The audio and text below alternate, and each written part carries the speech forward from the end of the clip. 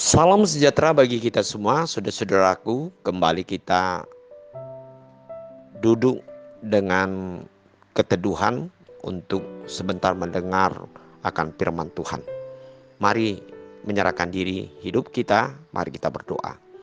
Biarlah kami ya Tuhan selalu dengar-dengaran saat ini dengan firman-Mu yang akan kami renungkan saat ini. Roh Kudus menolong kami untuk dapat memahami dan memberikan kekuatan bagi kami untuk melakukan apa yang Engkau kehendaki dalam hidup kami. Dalam nama Tuhan Yesus Kristus kami berdoa.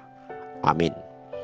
Firman Tuhan untuk hari ini, Kamis tanggal 7 Desember 2023, tertulis di dalam Yeskiel 45 ayat 9. Beginilah firman Tuhan Allah, cukuplah itu hai raja-raja Israel.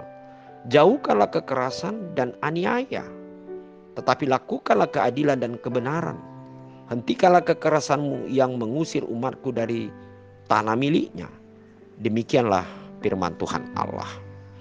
Saudara-saudaraku yang kekasih dalam Yesus Kristus, ada satu sifat kemanusiaan yang mungkin kita rasakan, yaitu satu sifat yang tidak puas dengan sesuatu yang kita miliki. Dan apabila ketidakpuasan kita, apa yang sudah kita miliki, apa yang kita rasakan, akhirnya kita berambisi untuk mencari dan mencari, bahkan menghalalkan segala cara untuk memperoleh suatu kepuasan seperti yang kita inginkan.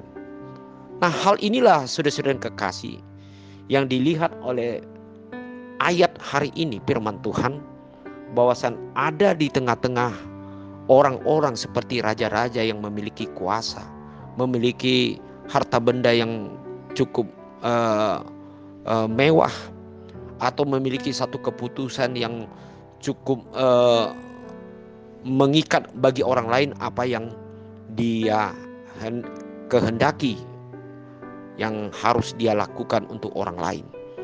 Saudara-saudara yang kekasih, itulah yang dinasihatkan firman Tuhan. Cukuplah itu hai raja-raja Israel. Jauhkanlah kekerasan dan aniaya, tetapi lakukanlah keadilan dan kebenaran. Tentu saudara-saudara, di dalam kehidupan kita, di tengah-tengah kita mencari dan mencari apa yang kita butuhkan, dan itu merupakan satu sifat bagi kita. Selain kita mengendalikan diri kita, mari kita memakai apa yang diberikan Tuhan atau kesempatan yang diberikan Allah bagi kita untuk menjadi jalan untuk menegakkan keadilan dan kebenaran sebagai wujud nyata dari kehendak Allah di tengah-tengah kehidupan kita dan masyarakat. Itu sebabnya dalam firman ini dikatakan hentikanlah kekerasan. Apalagi dikatakan dalam ayat ini yang mengusir umat atau sesamanya dari tanah miliknya, atau dia orang yang tidak memiliki satu sifat kasih ataupun tidak memiliki satu sifat perasaan sebagai sesama manusia, maka dia tidak segan-segan mengambil sesuatu yang bukan hak miliknya. Nah, hal inilah saudara-saudara yang kekasih yang dikatakan oleh firman Tuhan, bahwasannya apapun jabatan kita, apapun kuasa kita, apapun